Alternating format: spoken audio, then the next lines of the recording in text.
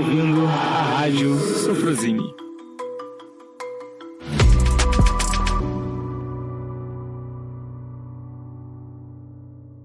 Oi, gente, estamos aqui para a gravação de um novo podcast. Eu sou a Cristiane, estamos aqui novamente com a Jennifer Monteiro e a Ingrid Assunção na gravação desse podcast. Hoje a gente está recebendo a professora Juliana Ágio, com muito prazer. E seja bem-vinda. A professora Juliana Ágio é professora da UFBA, da Universidade Federal da Bahia. É professora dos programas de pós-graduação da UFBA, o PPGF e o PPG-NEM, é isso mesmo? Programa de Gênero, Feminismo e Diversidade. E também é professora do nosso programa de pós-graduação, o PPG-FIL, né? Da Rural. Ela é administradora da Rede Brasileira de Mulheres Filósofas desde a fundação, em 2019, membro do GT, né, do Grupo de Trabalho da ANPOF, Raça, Gênero e Classe, e é bolsista de produtividade do CNPq. Então, é um prazer, hoje vai falar com a gente sobre algumas questões relacionadas ao feminismo, a pesquisa dela relacionada a isso. Então, é um prazer enorme, Juliana, te receber. E acho que você pode começar falando um pouco da sua pesquisa, dos seus interesses de estudo, como é que você chegou nessa questão do feminismo. Tá bom, obrigada, Cris. É um prazer estar aqui com vocês, Jennifer, Ingrid.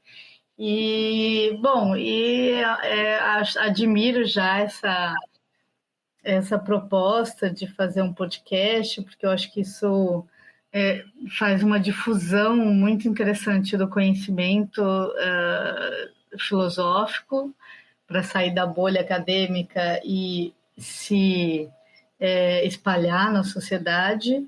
E fico feliz de estar aqui, né, de ter sido convidada, então, para falar. Bom, como é que foi a minha trajetória? Assim, eu vou tentar resumir, mas eu fiz toda uma trajetória bem tradicional, para não dizer conservadora, na filosofia antiga, na USP, basicamente trabalhando com Aristóteles, em diálogo com Platão, por mais ou menos 15 anos. E a temática que sempre me interessou foi essa questão de como que nós podemos governar a si mesmo, que é uma temática muito presente na filosofia antiga, sobretudo os elementos não racionais. Então, a minha tese de doutorado, que depois eu publiquei, chama Prazer e Desejo em Aristóteles. E aí disso eu passei a ler, né, Foucault, o último Foucault, que faz uma retomada dos antigos, exatamente na História da Sexualidade, volume 2 e 3, em 84, 82, 84. Ele faz uma leitura muito interessante, atual, dessa questão do governo de si, da liberdade, da relação com a sexualidade e com a própria subjetividade. Então, eu me interessei muito. E ao estudar o Foucault e, ao mesmo tempo, começar a participar, em 2016, da fundação do GT de Filosofia e Gênero e de todo o movimento feminista interno à área de filosofia, eu passei a estudar as feministas. Então, eu dei um curso em 2017 sobre filósofas feministas, e dentre elas Butler, e aí eu vi como Butler tem toda uma influência em Foucault. Bom, e me apaixonei, enfim, achei fantástica toda a abordagem dela. E aí, dentro dessa temática, que é uma temática que me interessa muito, desse governo de si, surgiu a partir da leitura de Foucault, que fala que talvez um dos problemas nossos atuais é que a gente deu férias ao asceticismo, né? E aí eu falei, bom, como é que a gente pode pensar as queses, né, esse trabalho sobre si, de modo que faz sentido para nós contemporaneamente. E o Foucault fala um pouco dessa prática de si, ou dessa ideia de uma técnica de si, e a Butler faz uma leitura sobre isso, trazendo para esse lugar da identidade de gênero. E aí, a partir disso, eu comecei a pensar, bom, como é que a gente constitui esse gênero e como que a gente pode desfazer esse gênero com práticas críticas de si. E foi a partir daí que eu desenvolvi uma nova pesquisa, essa pesquisa que está ligada ao meu projeto atual, né, financiado pelo CNPq. E aí, desde então, como dizem, né, foguete não dá ré. Então, desde então, eu comecei a trabalhar com diversas feministas, e da Butler, para entender todo o contexto da Butler, eu fui para as feministas lésbicas. Então, eu fui para Wittig, Adrienne Rich, Gay Rubin, e das feministas lésbicas, atualmente tenho trabalhado com as decoloniais, que de alguma maneira contribuem para lacunas deixadas por essas feministas lésbicas, e que eu acho que faz mais sentido para o nosso tempo atual. Então, foi um pouco essa minha trajetória que eu cheguei dos filósofos da filosofia antiga, na leitura contemporânea de Foucault, dos antigos, e numa tentativa de procurar respostas ou estratégias da gente se pensar no presente, né? Então, usando essa filosofia, que é uma espécie de fazer uma ontologia do presente, né? Como diz o Foucault, e como dizem as feministas, a gente precisa procurar, né, unir a teoria e a prática de modo a se pensar e a tentar transformar o mundo para uma maior justiça social. E eu acho que o feminismo tem uma importância bastante relevante para a nossa atualidade. Que trajetória, hein?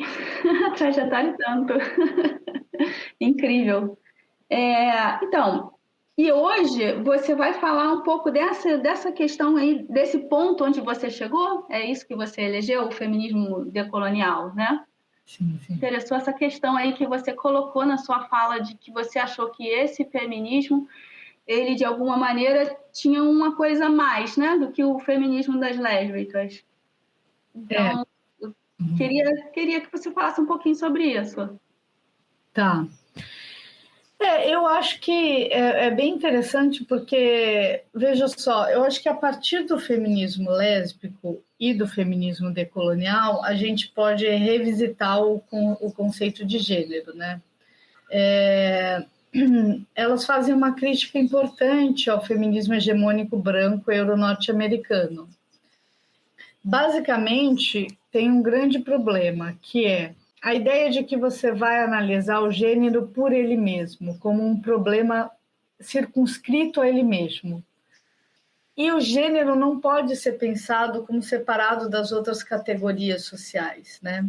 Então, desde o conceito de interseccionalidade, o feminismo vem se deparando com essa necessidade de pensar o gênero imbricado ou interseccionalizado, né, com outras categorias sociais que não podem mais serem pensadas isoladamente ou como categorias autônomas, né?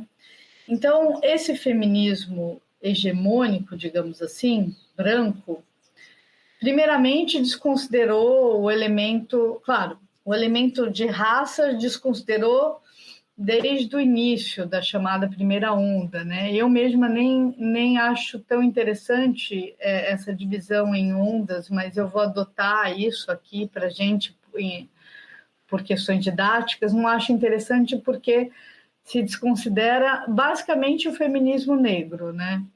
Então, as ondas, elas são vistas quais? A primeira é a sufragista, né? Então, a gente está falando aí do século XIX, que eram mulheres brancas que passaram a exigir, sobretudo, o direito político de votar, o direito à educação e o direito à maternidade, enfim, e a uma crítica à dupla jornada, etc., a partir do momento que as mulheres entraram, sobretudo as mulheres brancas, esse é o ponto, né, no mercado de trabalho, né, nas indústrias. Então, essas feministas sufragistas e depois as feministas acadêmicas da década de 60, então século XX já, também brancas, acadêmicas, burguesas, europeias, elas desconsideraram tanto o elemento da raça, que vai ser importantíssimo, né, retomado com toda a força pelo feminismo negro e também pelo feminismo decolonial.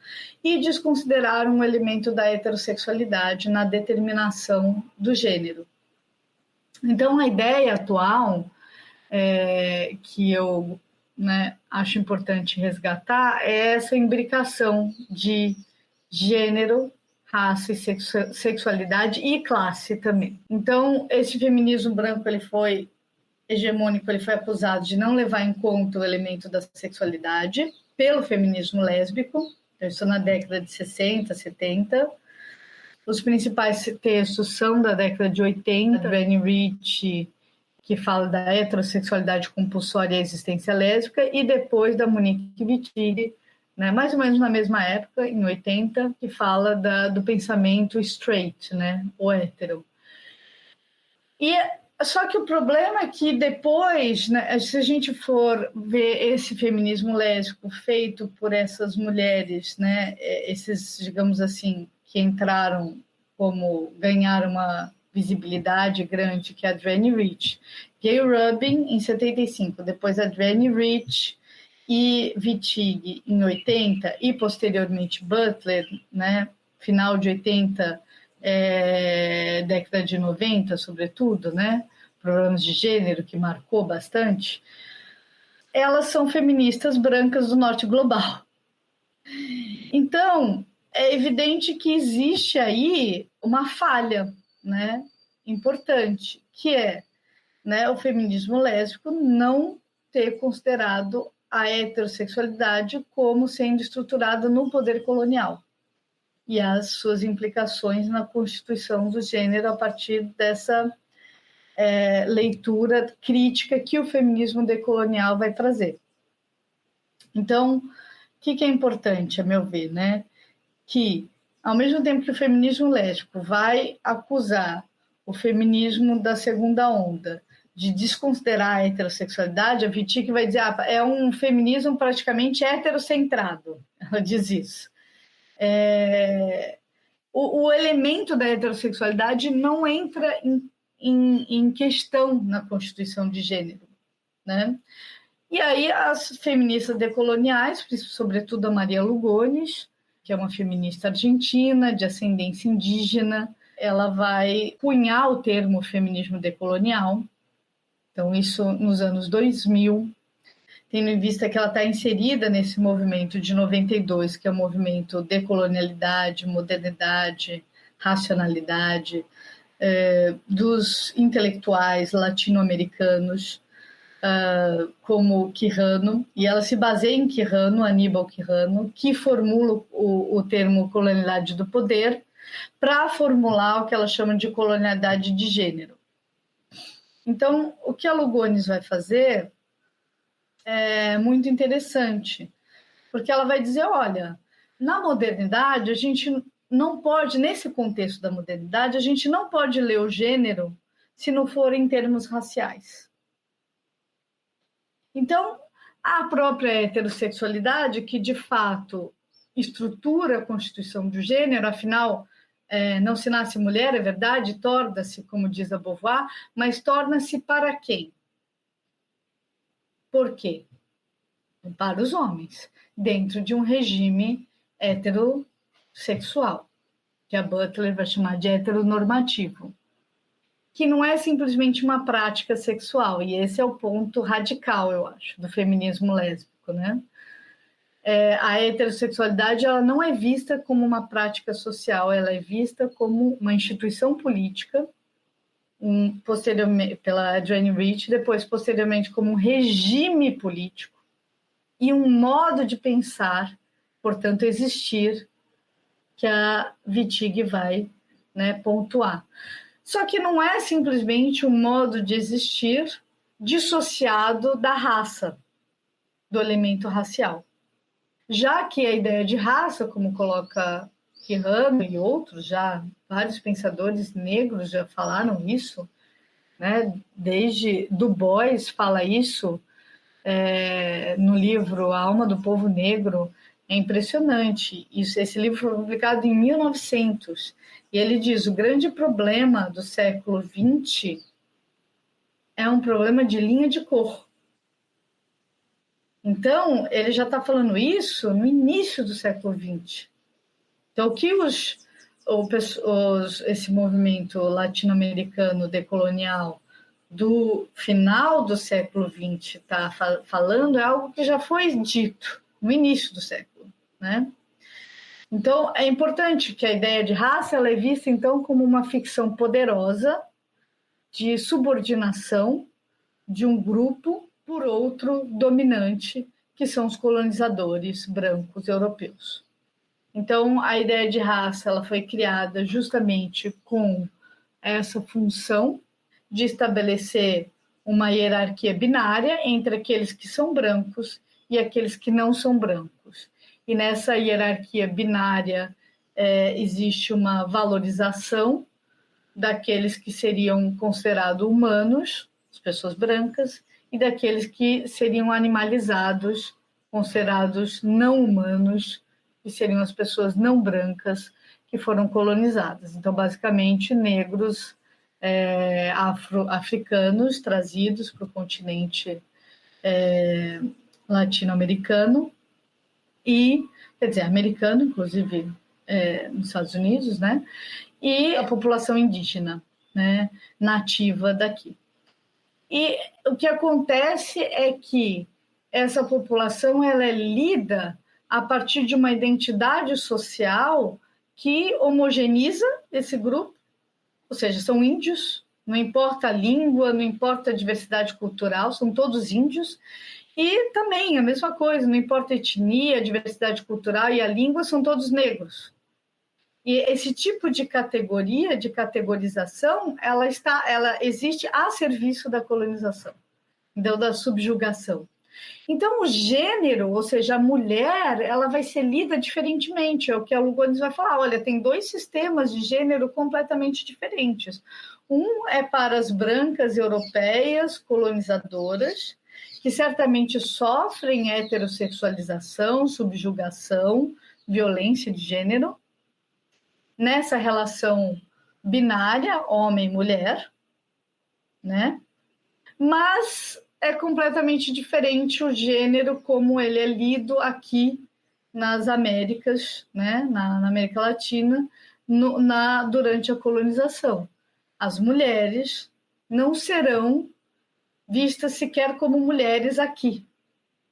Então, as colonizadas elas serão tratadas como fêmeas, já que o gênero é uma marca inequívoca de humanidade. Então, esse ponto é um ponto fundamental para que a gente não pense o gênero, os problemas de violência de gênero, de opressão, da mesma maneira.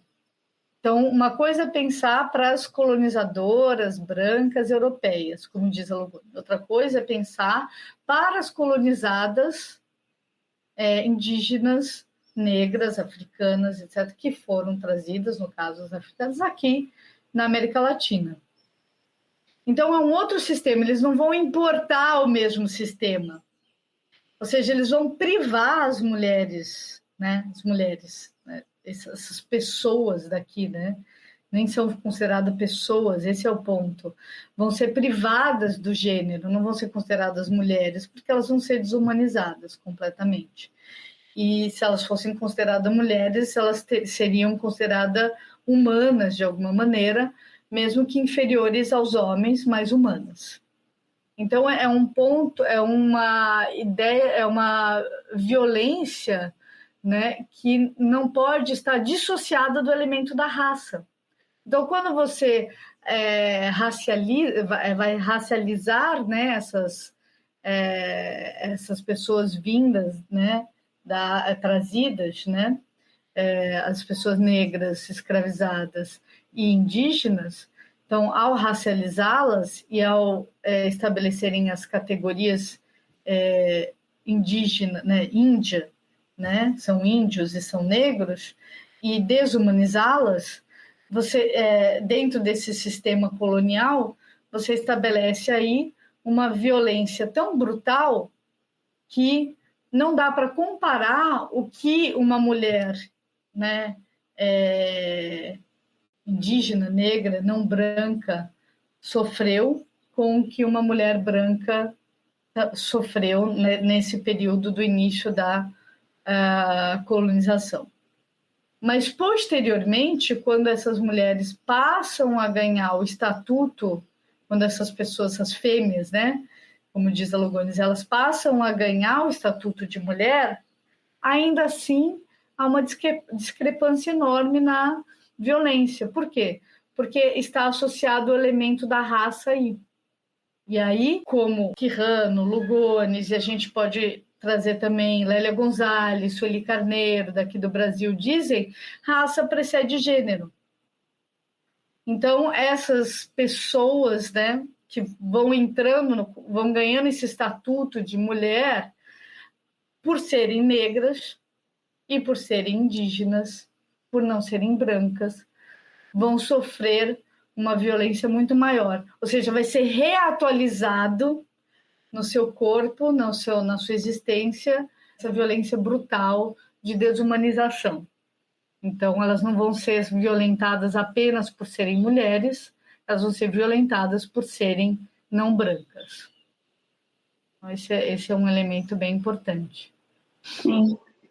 E eu queria comentar uma coisa, porque lá naquele texto, né, da Lugones, tem uma diferenciação também entre os homens, né? Esses homens que também são homens, os colonizados, né, no caso. Também são tratados como não humanos, né? Mas tem uma diferença aí em relação às mulheres, né? As mulheres colonizadas, né? E aí o que parece, né, é que as mulheres colonizadas elas sofrem uma violência dupla, né? Por serem colonizadas, né? E aí essa violência me parece que é semelhante também à dos homens colonizados, mas tem um outro tipo de violência aí, né? Por ser mulher também, né? Por estar nessa categoria de mulher colonizada, né? Que é diferente. Então, queria te ouvir um pouquinho sobre isso também, sobre essa diferença aí, né? Entre os próprios colonizados, né? Então, tem uma questão que a Lugones coloca, que é os homens, eles vão ser animalizados também, então eles vão sofrer a mesma violência que as mulheres, de desumanização, né, essa hierarquia de quem é humano e quem não é humano, que é posta justamente para que a violência colonial, a dominação, né, colonial seja viabilizada do ponto de vista, enfim, epistêmico, material, né, da exploração máxima do trabalho, da escravização. Então, esses machos, digamos assim, por eles sofrerem a colonização, eles vão ser também brutalmente violentados, né? E o ponto é que, então, a gente não pode, como diz o Lugones, não pode entender que eles seriam considerados, o mesmo sistema de gênero poderia ser aplicado para eles que é aplicado para as pessoas brancas. Então, não dá para fazer dessa maneira, né? Agora, tem uma questão que eles, em geral, segundo Lugones e mesmo Glória Anzalduas, muitos deles foram cooptados, digamos assim, pelos colonizadores na violência que eles exerceram sobre as mulheres colonizadas. Então, muitos deles se uniram, não acredito que, não sei dizer em termos estatísticos, mas elas dizem, né, que existe esse problema deles se voltarem, deles se unirem aos colonizadores brancos para subjugar as mulheres colonizadas. Então, apesar deles sofrerem essa violência, eles não levariam em conta, não é? O patriarcado fala mais forte, digamos assim, né? Só que isso, eu imagino que isso não seja a maioria, isso pode ter acontecido com alguns líderes de algumas etnias, né? Indígenas ou africanas, etc. Mas o ponto é que no momento em que eles vão sendo inseridos, né, então com a abolição da escravidão, que eles vão sendo inseridos na sociedade, né, como homens, e as mulheres colonizadas, né, como as fêmeas colonizadas como mulheres, elas não ganham o mesmo estatuto que as pessoas brancas. Então, é claro que um homem negro, né, não branco, ele vai estar num lugar de maior violência, de sofrer discriminação e preconceito. Então, se você tem no topo da pirâmide, né, os homens brancos, héteros, abaixo dele as mulheres brancas, cis, hétero, e abaixo delas, né, os homens negros e, por fim, na base da pirâmide, como diz a Angela Davis, as mulheres negras. Então, elas sofrem uma dupla violência por serem negras e por serem mulheres. Isso daí, ou seja, se ela é o outro, né? Se a mulher é o outro em relação ao homem, a mulher negra seria o outro do outro, ou seja, ela estaria num lugar como, enfim, Grada Quilomba, mesmo Bell Hooks, vão enfatizar esse lugar de ser lugar de maior opressão. Então, se no movimento negro muitas mulheres sofrem violência sexista, no movimento feminista muitas mulheres negras sofrem racismo. Então, e heterossexismo também. Encontrar esse lugar não, é uma luta, né, constante. Uma luta constante. E eu acho que agora o que a gente tem que pensar, é sempre, primeiro, que a raça precede os demais marcadores de opressão, né, os marcadores sociais de opressão. E segundo, que a gente precisa se unir no sentido de formar coalizões, né, para enfrentar as opressões de modo conjunto, que no fundo tem uma mesma fonte, que é o capitalismo, né, a exploração total, né, desses corpos em termos de exploração do trabalho, apropriação da vida dessas pessoas e em benefício dos grupos dominantes. Diga, Ingrid.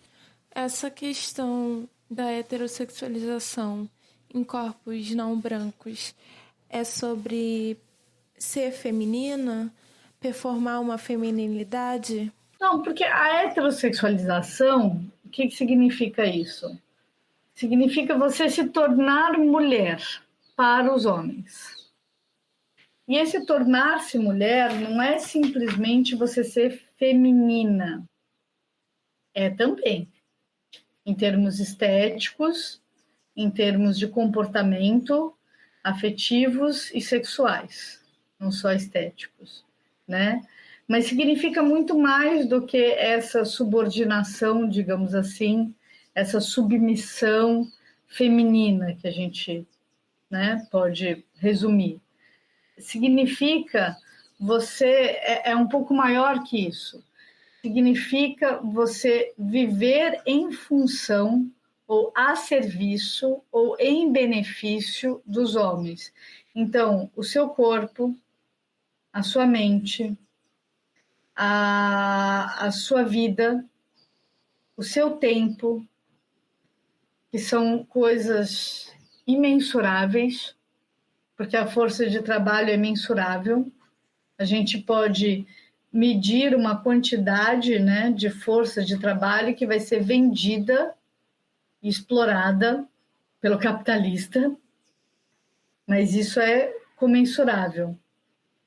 O que não é comensurável é o seu tempo de vida, a sua mente, o seu corpo.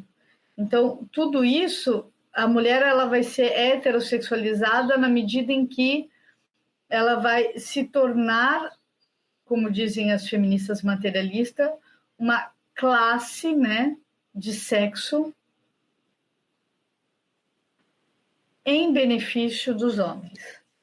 Então, essas mulheres, elas vão, esses indivíduos, né, aos quais vai ser atribuído esse gênero, essa classe de sexo, vão dedicar a vida aos homens. Então, elas vão cozinhar, elas vão limpar a casa, elas vão cuidar das crianças, inclusive à noite, inclusive quando está doente. Elas vão cuidar do próprio marido, né? E dos familiares do marido também, né? Elas vão se preocupar em momentos, por exemplo, de relaxamento, se elas vão desagradar falando tal coisa ou tal outra, o próprio marido, o namorado, enfim. O tipo de roupa que elas vão usar, ou com quais pessoas elas vão sair, ou como, e assim por diante. Então, todo esse cerceamento, todo esse condicionamento, todo esse tempo e essa energia dessa mulher de vida é heterossexualizado, ou seja, é em benefício dos homens, que vão ter cuidados, vão ter a casa limpa, não vão precisar acordar à noite, vão ter uma comida, vão poder ter muito mais tempo livre, e é justamente por isso que os homens podem se dedicar, por exemplo, a instrumentos musicais. Quando a gente vê nas rodas de samba e nas diversas outras rodas aí, a maioria são o quê? São homens tocando. Quem é que tem tempo livre? Porque fora do trabalho, estou falando como algo não músico, né? Musicista. Quem é que tem esse tempo para se dedicar a um instrumento? Quem é que tem tempo para compor música? E essas composições, elas são valorizadas muito mais quando elas são feitas por um homem, não é? Na sociedade, na cultura, na mídia e etc. Então, só estou dando um exemplo. Além disso, esse homem bem cuidado, né, ele vai trabalhar melhor. Porque quem trabalharia se tivesse que perder noites de sono cuidando de filho? Quem trabalharia bem? Seria produtiva essa pessoa se alimentasse mal, vivesse numa casa suja, não conseguisse, né, não cuidasse da própria saúde? Então, este homem vai trabalhar melhor, vai produzir mais e vai produzir assim. Existe, portanto, uma espécie de mais-valia, porque o lucro que esse trabalhador vai dar está embutido nessa produtividade, todo o cuidado que ele recebeu em casa, que não é computado, que é o que as feministas materialistas chamaram de mais-valia invisível. Esse trabalhador não seria produtivo. Então, para o capitalismo, interessa o serviço das mulheres, não pago, de cuidado doméstico. E, além disso, a gente está produzindo mais trabalhadores, não é? Porque a gente engravida, a gente cuida, entende? Toda a reprodução e todo o cuidado está a nosso encargo, gratuitamente. E nos prejudicando, inclusive, na inserção no mercado, porque não querem nos contratar, pagam baixos salários, etc, etc. Exploram ainda a gente, mais ainda no mercado de trabalho, né? Então, a heterossexualização, ela existe em benefício dos homens, em primeiro lugar, em segundo lugar, em benefício do capitalismo, desse patrão, que normalmente é um homem, que vai contratar, pagar a mão de obra desse trabalhador. E a gente também vai produzir mais trabalhadores. Então, A heterossexualização ela tem essa função de apropriação da vida dessas mulheres e, além disso, inclui-se aí serviços sexuais, sim, toda uma estética, né?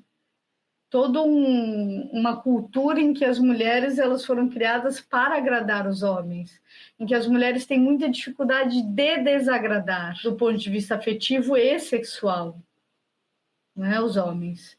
Isso também entra no pacote completo de como eles são beneficiados, entende? E a Wittig, ela foi além. A nossa linguagem é uma linguagem absolutamente... Nosso modo de pensar é um modo de pensar heterossexual, ou straight, como ela diz, que é até melhor essa palavra straight, porque é um modo padrão de pensar.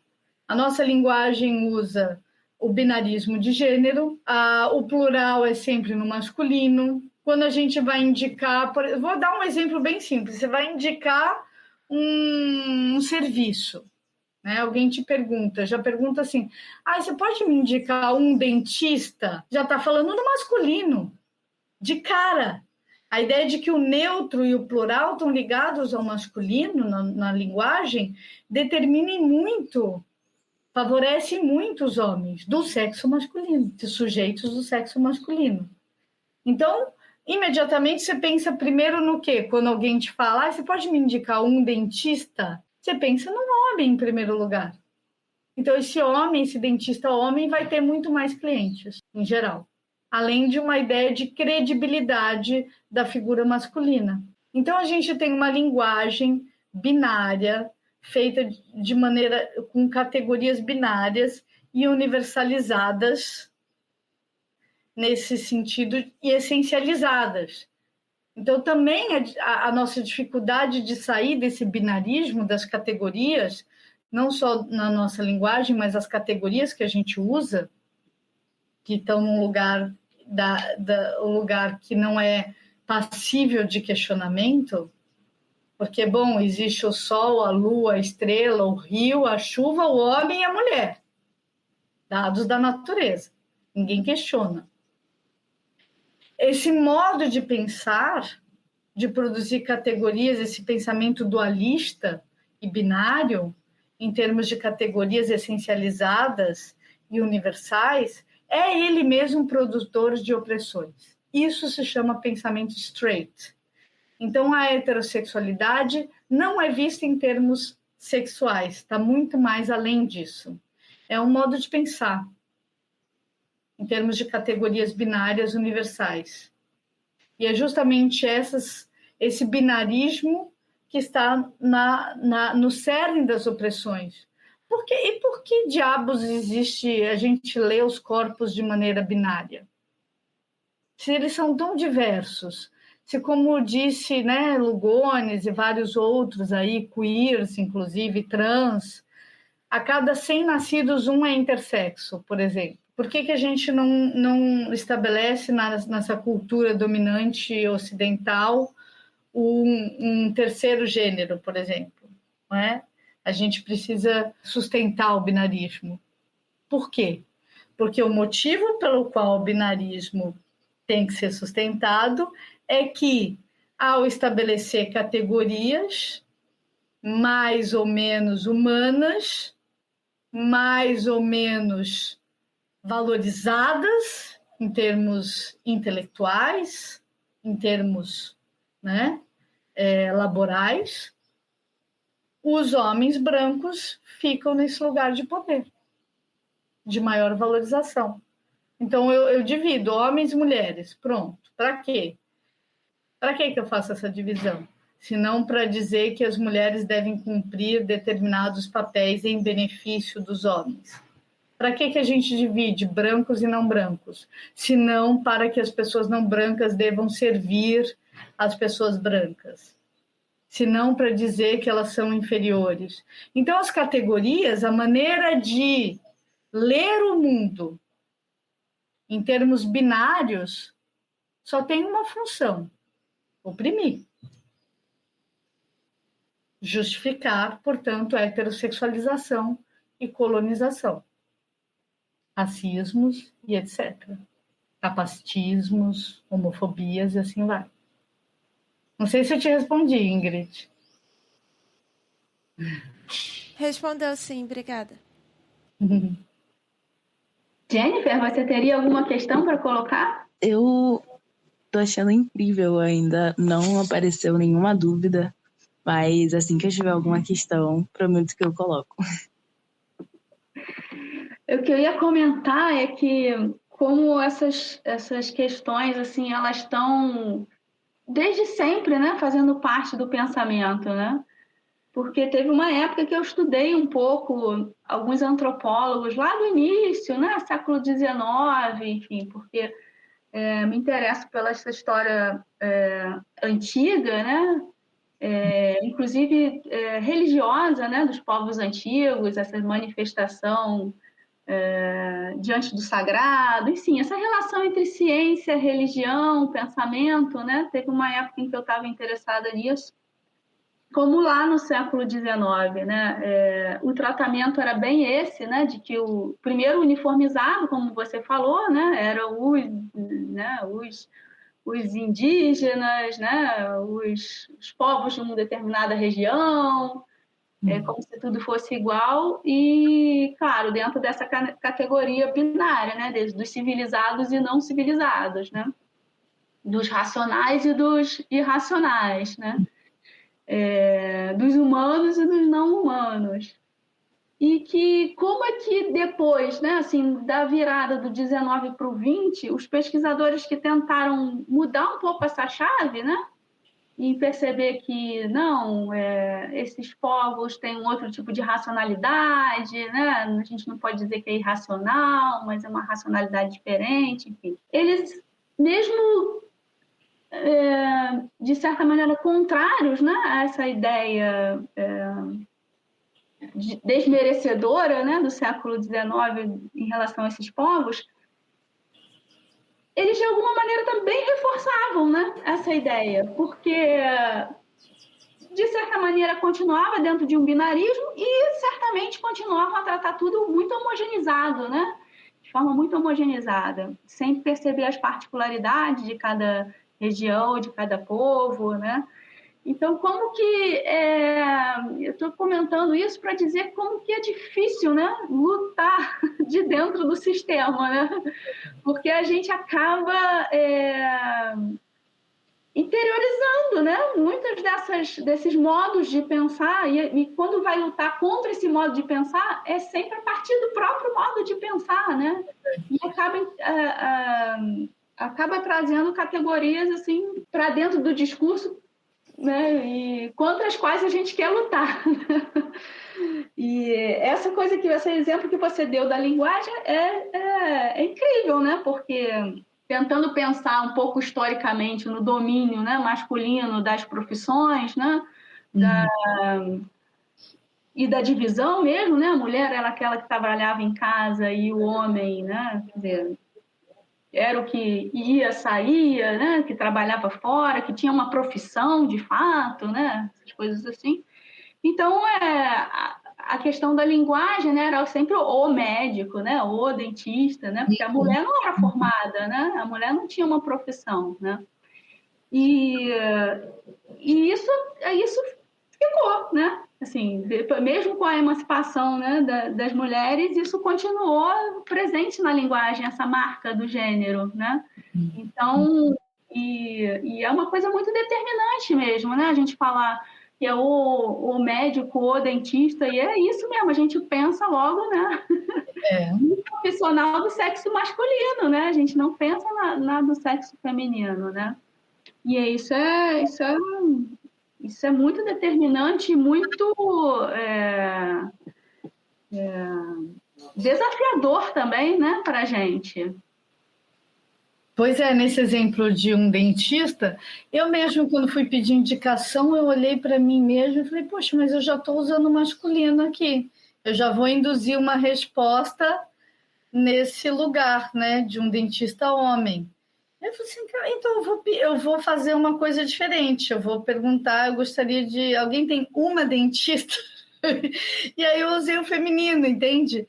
E aí eu costumo fazer um pouco isso, assim, eu costumo olhar para mim mesma, né, nessa ideia que é um pouco que eu estou trazendo de práticas críticas de si, né, de modo que você possa tentar sempre estar vigilante com a linguagem, né, com o uso da linguagem, com os seus, e para além da linguagem, da palavra, né, os seus gestos e os seus comportamentos, o seu modo de fazer, de produzir conhecimento, de se relacionar afetivamente. Então, tudo isso que a Lugoni chamou de uma espécie de infrapolítica, essa política que é um voltar-se para si mesmo e não se deixar invadir pela colonização, ou por esse pensamento, que eu chamo de pensamento hegemônico, porque é um pensamento, a meu ver, cis-heterocolonial, né?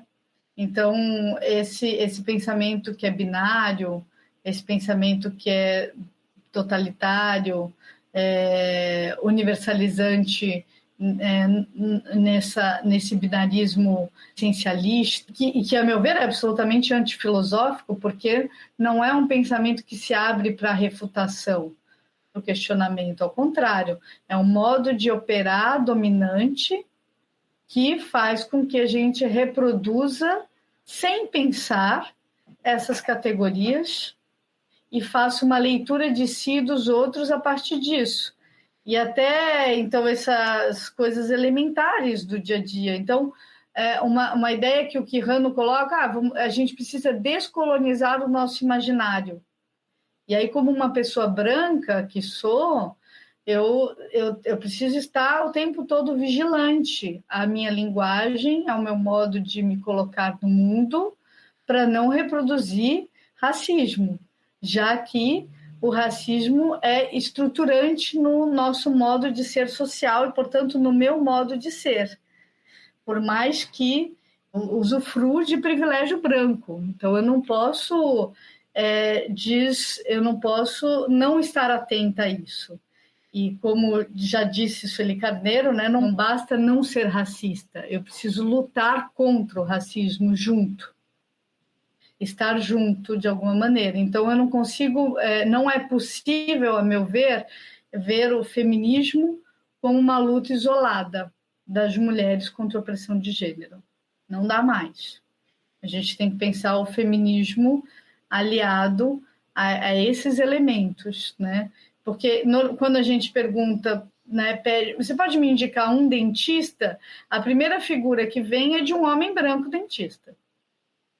Então, não é qualquer dentista. Primeiro é um homem, segundo é um homem branco. E quem é que vai estar nesse lugar de maior credibilidade para conseguir passar em seleções de concurso, conseguir empregos, conseguir cargos políticos? Tá aí, né, um exemplo. Em termos de igualdade de gênero na política, né, existem estudos que a gente vai demorar mais de 2 séculos para conseguir alguma igualdade mínima em termos de gênero e de raça. E é isso, eu acho que essa sociedade ela é feita com base na exploração. Não existiria capitalismo sem escravização. Não existiria capitalismo sem heterossexualização. Então, a gente tem que parar e pensar. Não é só a exploração da mão de obra que está em jogo.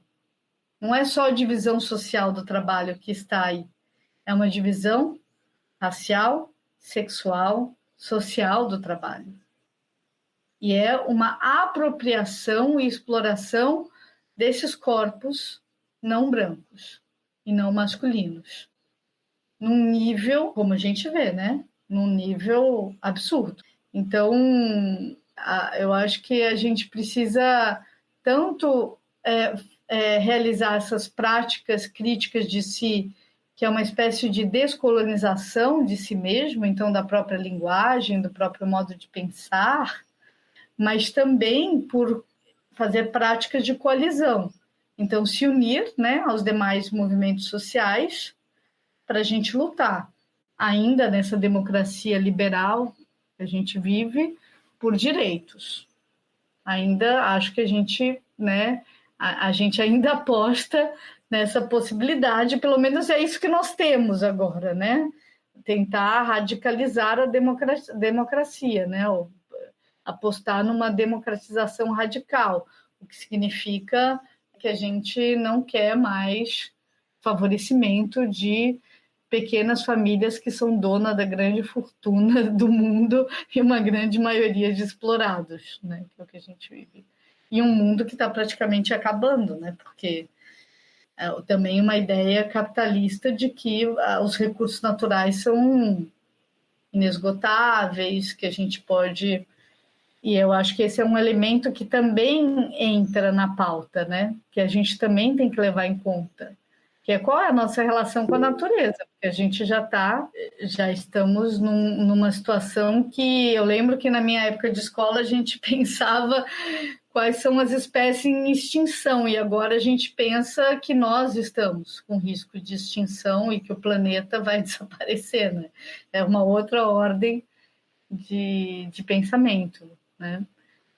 Então, também essa ideia de uma ideia especista, né, de que o ser humano é superior aos demais seres, gera essa superexploração, né, da natureza, das terras, em benefício de um grupo, nem só o humano, né, de um grupo pequeno de seres humanos que são os mais abastecidos, ricos, né,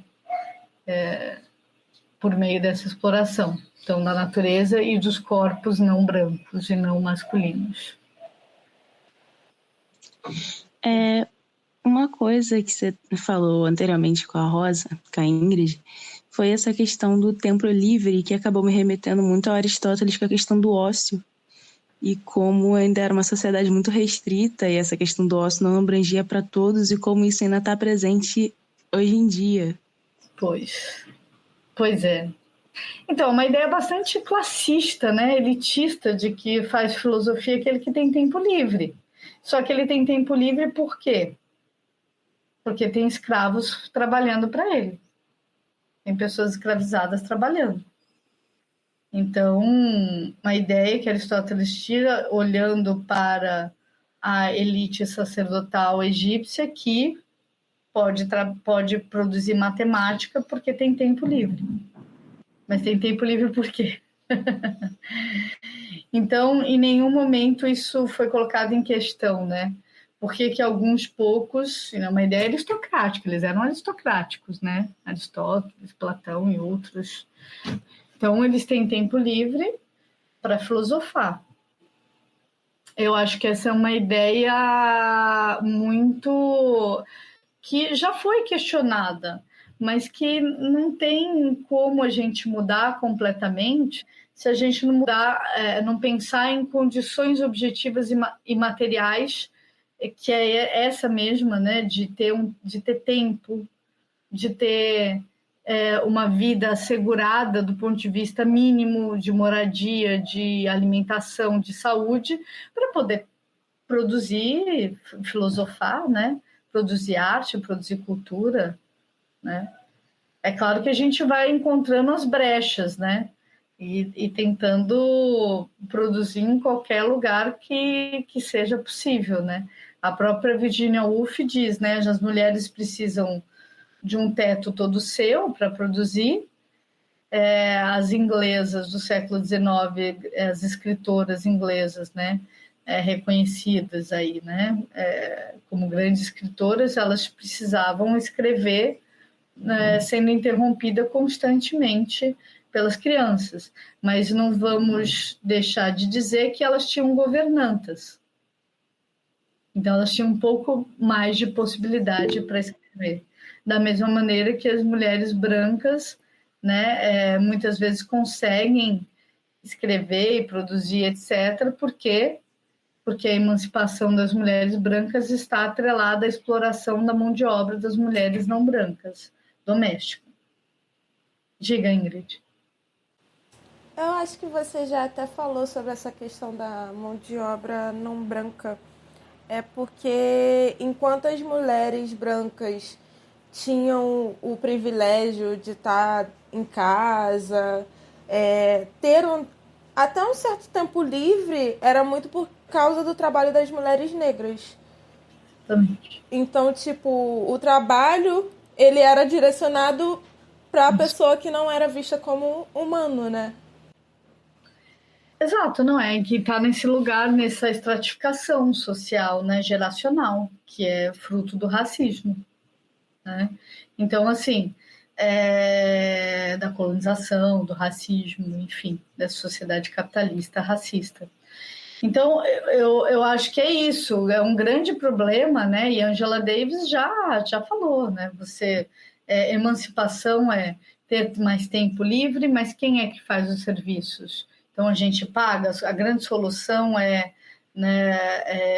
bom, a Silvia Federici também, não que a gente, ninguém é contrário a essa mão de obra, a mão de obra doméstica ser formalizada, né, em termos de trabalho e ter todas as garantias, etc. Muito pelo contrário, acho que isso tem que ocorrer, sem dúvida nenhuma. Mas a gente precisa pensar para além disso. A gente precisa pensar que a grande pergunta que a gente tem que se fazer uma das grandes perguntas é: quem vai cuidar das nossas crianças? Essa é uma grande pergunta. Porque a gente vive numa sociedade extremamente individualista, neoliberal, que mercantiliza o cuidado e que dentro dessa estrutura racista são as mulheres não brancas que assumem isso numa exploração. Para a gente pensar, a gente precisa pensar num outro modo de sociedade, né?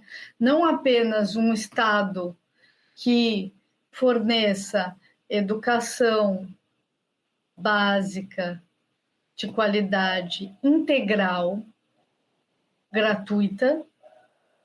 Então, exigir isso, um Estado que cumpra esse papel, porque um Estado que não faz isso é um Estado racista, é um Estado sexista, que mantém, entende?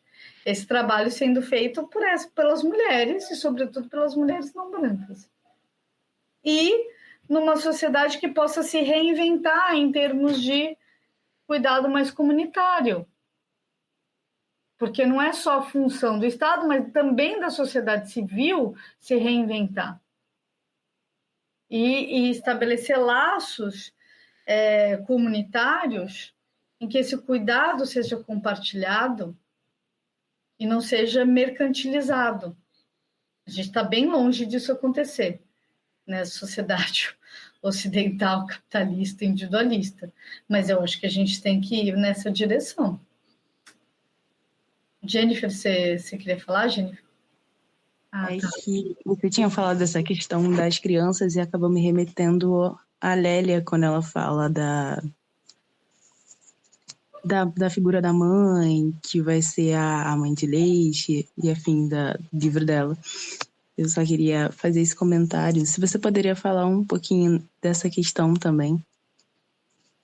Eu acho que a Lélia ela tem uma contribuição para a gente pensar no o Brasil, sim, inestimável, assim, tipo, é algo que, assim, é incontornável. A gente precisa ir à Lélia, né?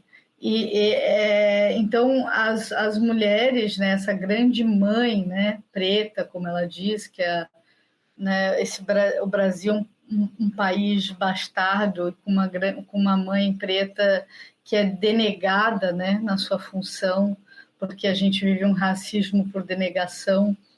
Então, mas os cuidados feitos pelas mulheres negras né, tanto na colonização como posteriormente pelas empregadas domésticas, significa o quê? Que essas crianças elas estão sendo criadas, né? E, portanto, toda a cultura e a linguagem mesmo no Brasil é formada por essas mulheres.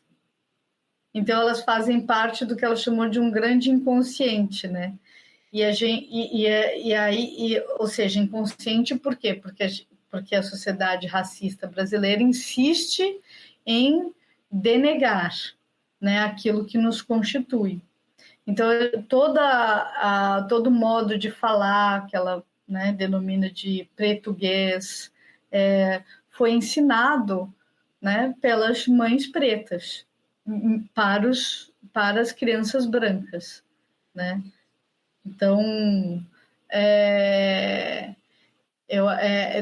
ela mostrar que a formação, a raiz da nossa formação cultural é negra. E a negação disso, então o ponto dela é preciso denunciar que isso está sendo negado, porque a negação disso é racismo. E a valorização, então, das mulheres negras apenas nesse lugar de estereótipo, né, também é uma maneira hipersexualizado, por exemplo, também é uma função, um elemento racista, né, um comportamento racista. Então, eu acho que ela tem muito a contribuir, sim, para a gente pensar o cuidado das nossas crianças e a própria constituição da cultura brasileira como sendo uma cultura afrodiaspórica. Por isso que a gente pensar no feminismo no Brasil, a meu ver, é pensar a partir de Lélia Gonzalez e Sueli Carneiro. Então, eu acho que a gente precisa pensar... E esse feminismo é um feminismo decolonial. É um feminismo afro-ameríndio colonial. Eu prefiro até usar o afro-ameríndio para incluir, né, para também dar uma ênfase. Que ela falava das ameríndias e americanas, né? Ela também usava esse termo, né, das indígenas aqui na América. Mas e aí eu prefiro até, ao invés de falar um feminismo americano, falar de um feminismo afro-ameríndio para dizer que, bom, como que a gente pode pensar o feminismo no Brasil? Acho que a gente tem que pensar em termos de coalizão, voltando de novo a Glória Anzaldúa, que pensa, né, nesse lugar fronteiriço entre culturas. Então, culturas afrodiaspóricas, cultura indígena, cultura branca aqui e cultura brasileira. E nós estamos no meio disso tudo. E a gente tem que pensar como que a gente, nessa fronteira, criando pontes, onde é possível criar. Um pouco essa proposta que eu acho, desse feminismo decolonial afro-ameríndio, com base sobretudo em Lugones, Anzaldúa e Lélia Gonzalez. Bom, eu queria saber se vocês têm mais alguma questão, senão eu acho que eu ia colocar uma última questão, né, para não ficar também tão gigante o nosso podcast. A última questão que eu queria te colocar, Ju, é o papel da filosofia nesse contexto todo. Como é que a gente pode olhar para a filosofia dentro desse contexto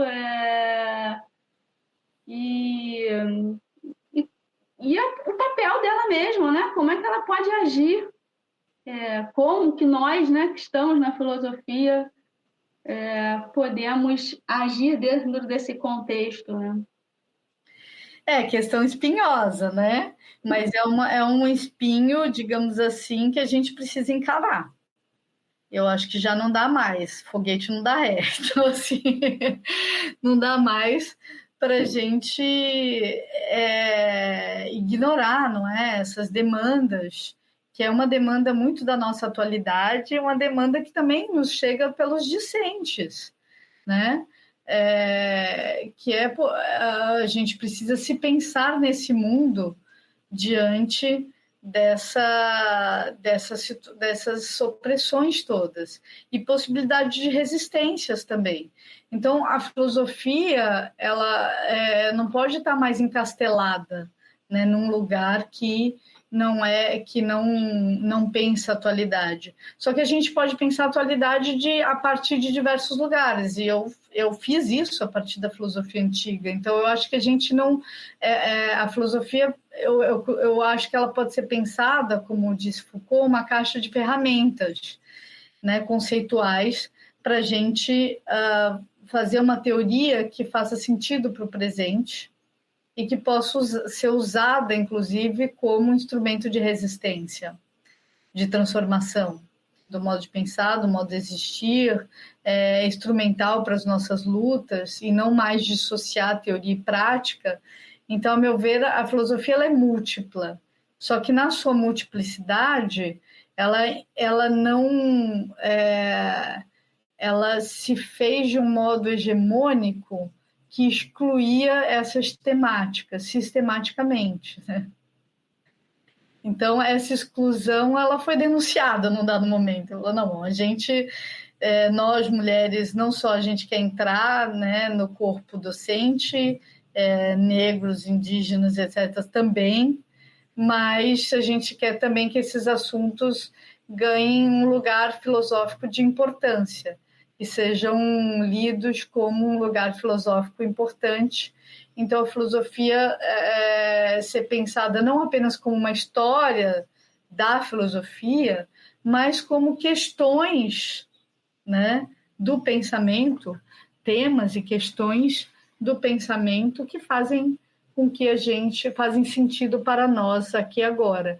E um para nós aqui e agora que não desconsidera a história, mas que também, né, que estabelece um diálogo com a história, mas que não pode, aqui e agora, desconsiderar essas questões, ou dizer que isso não é filosófico.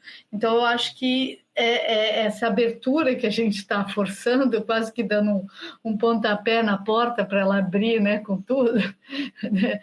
Eu acho que é muito importante, saculejar a filosofia e dizer assim, olha, vocês são a área de conhecimento mais conservadora, que mais exclui. Porque quando a gente diz somos nós, mulheres, 20%, poxa, a gente perde para engenharia nuclear, caramba, para engenharia nuclear, engenharia naval, que tem 32%, 33% de mulheres no corpo docente. Então, não dá mais. E aí, quando a gente fala, então, de pessoas negras, indígenas, etc., aí é uma aberração maior ainda.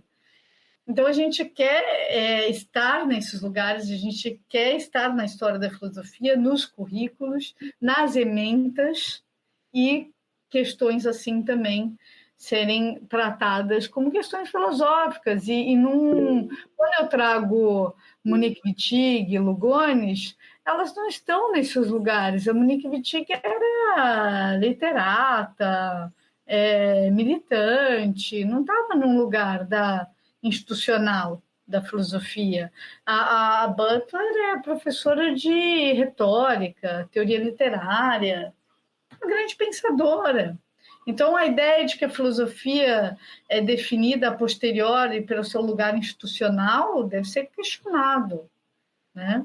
E a gente, como um lugar de pensamento, de produção de pensamento, a gente não pode se fechar. Esse é o ponto. A filosofia ficou muito hermética e passou a não mais dialogar com uma linguagem muito técnica e hermética, a não mais dialogar com outros lugares do conhecimento e de produção cultural. Então, eu acho muito positiva essa abertura. Isso não significa excluir um modo de análise de texto mais técnico, etc. Isso também pode ser feito, esse é o ponto. Mas a gente não pode dizer que só isso é filosófico, né? Só esse modo hegemônico é filosófico. Que aí é o princípio de exclusão, que aí excluiu, para mim, já começa a entrar naquele lugar de injustiça. E aí eu, como filósofa, não posso aceitar, eu vou questionar. Para começar, vou questionar. Diga, Ingrid. Você falou dessa questão de ter um pensamento mais clássico, e foi uma coisa que a Michelle também falou, de trazer a filosofia para o não corporal, e isso acaba que a filosofia ela tá à parte das coisas que estão acontecendo no mundo. Mas eu acho que isso acontece também pelo estigma de que incluir essas questões não é ciência. E desde quando eu adentrei a universidade, eu me sinto muito desconectada com o conteúdo, por não se abordar esses assuntos. Eu acho que a gente está num lugar agora de mostrar que, bom, existem uma multiplicidade de modos de se fazer filosofia. Até escrevo sobre isso, inclusive, eu tenho um texto sobre isso. E tenho escrito sobre isso, que é uma espécie de se pensar, né? Da gente se pensar como área, se pensar como alguém que produz filosofia. Então, eu tenho feito aos poucos, e eu acho que isso é um trabalho que foge, inclusive, desse lugar produtivista, que é um trabalho que a gente faz ao longo da vida, não é? Ao longo dos encontros e das leituras.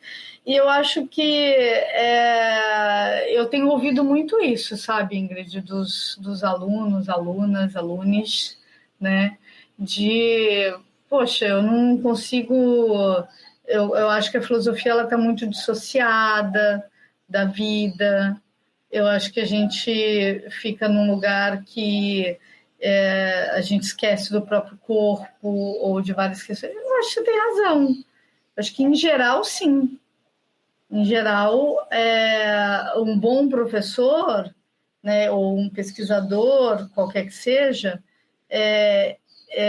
que queira dar um sentido para a filosofia, a meu ver, precisa dar um sentido para a filosofia aqui e agora. Mesmo que seja por uma discrepância, uma diferença.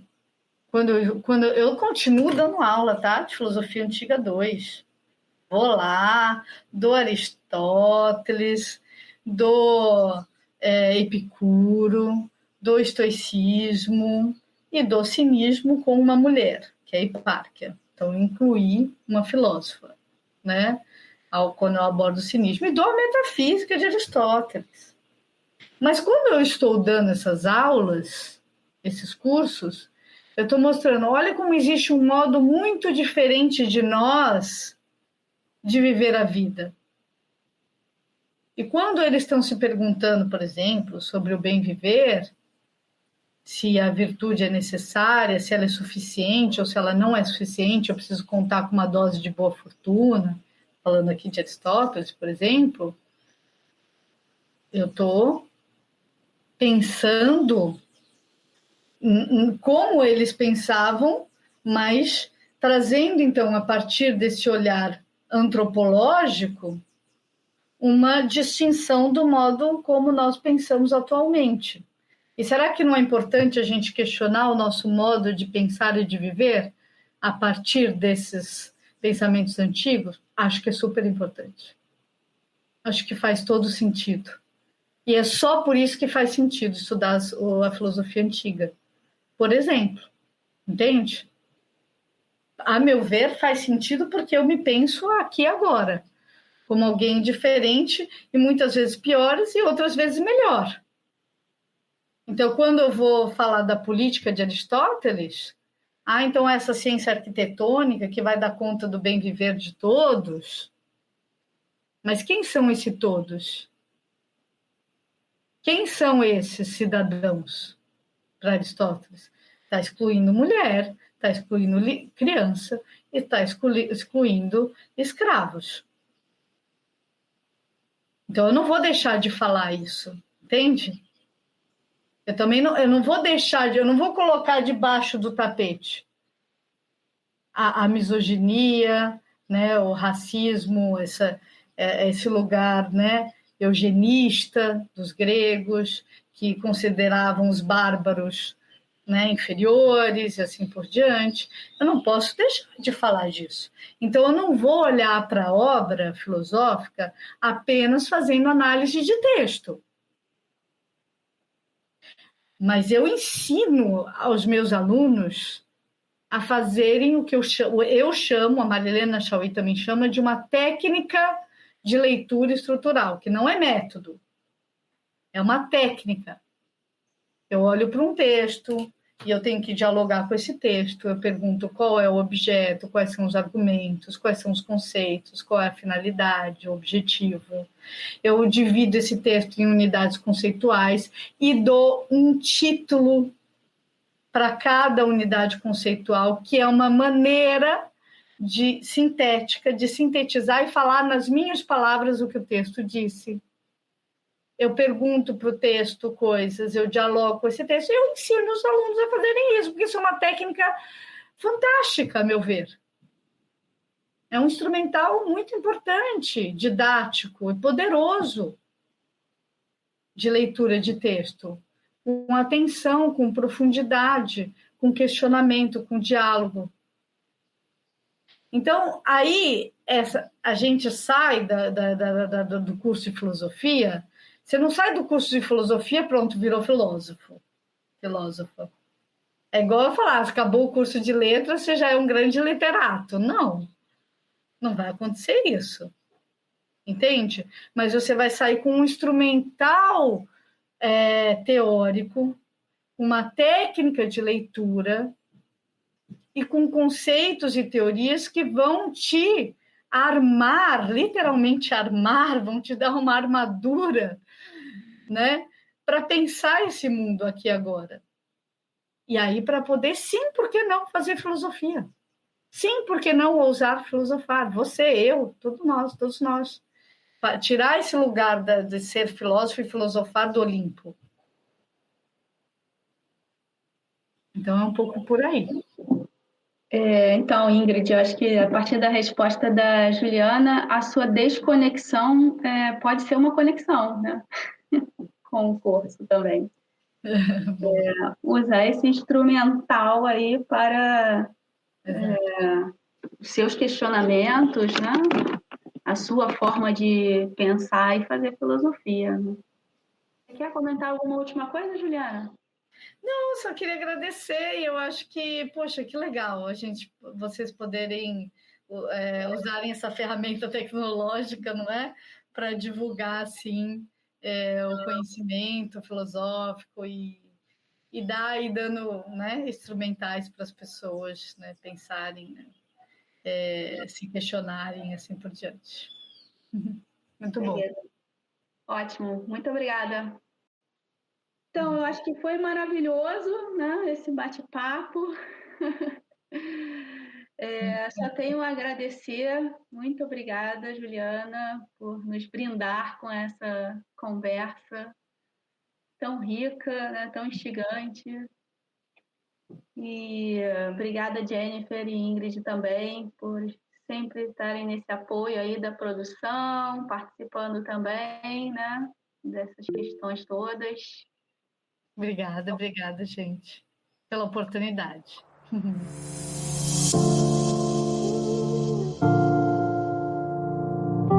Participaram da produção desse podcast Ingrid Rosa e Jennifer Monteiro. Edição Anguamatu.